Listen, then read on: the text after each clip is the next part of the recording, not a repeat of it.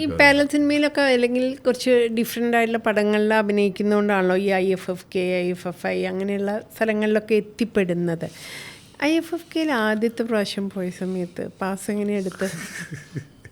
എനിക്കറിയില്ല, എന്നെ പ്രിയം കൊണ്ടുപോയി, ഞാൻ അവിടെ സിനിമ ഉണ്ട്, അത്ര എനിക്കറിയുള്ളൂ. അതിന് ഭയങ്കര അതെ, ഞാനും അങ്ങനെ തന്നെയാണ്. ഒഡേസ സത്യേട്ടൻ അതെ, അല്ലേ?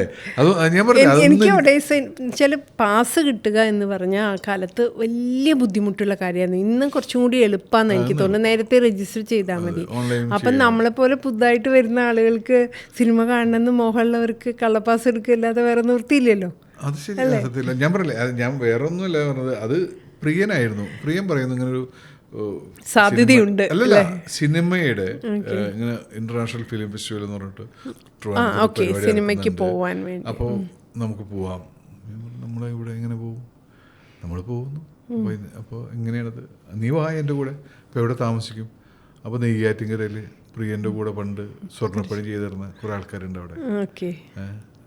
അപ്പോൾ അവിടെ നമുക്ക് താമസിക്കാം. നെയ്യാറ്റിൻകരയിൽ താമസിച്ചിട്ട് IFFK വരാമെന്നാണ്. രാത്രി എല്ലാ ദിവസവും അങ്ങനെ തന്നെയായിരുന്നു. ആണോ? രാത്രി സിനിമയും കഴിഞ്ഞിട്ട് ഞങ്ങൾ KSRTCയിൽ തൂങ്ങി പിടിച്ചിട്ട് വയർത്തൊട്ടിയ മനുഷ്യന്മാരുടെ കൂടെ ഇങ്ങനെ പോയിട്ട് നെയ്യാറ്റിൻകരയിൽ നിന്ന് ഇറങ്ങും.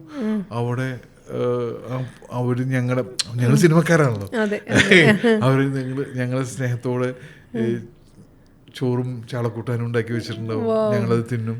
രാവിലെ എഴുന്നേറ്റ് അവരൊക്കെ എഴുന്നേൽക്കുമ്പോൾ നമ്മൾ എഴുന്നേറ്റ് കുളിച്ച് ഫ്രഷ് ആയിട്ട് നമ്മൾ വീണ്ടും ഇങ്ങോട്ട് വരും. അന്നൊന്നും ഈ സാൻഡ്വിച്ചോ ബർഗറോ ഒന്നും നമ്മുടെ നാട്ടിലില്ല. പക്ഷെ നമ്മളൊന്ന് കഴിക്കായിരുന്നു. പഴവും ബ്രെഡും മേടിച്ചിട്ട് നമ്മൾ ബ്രെഡിൻ്റെ ഉള്ളിൽ പഴം തിരികെ വെച്ചിട്ട് പിന്നീട് അതിൻ്റെ പേര് സാൻഡ്വിച്ച് എന്നൊക്കെ ആയിരുന്നു.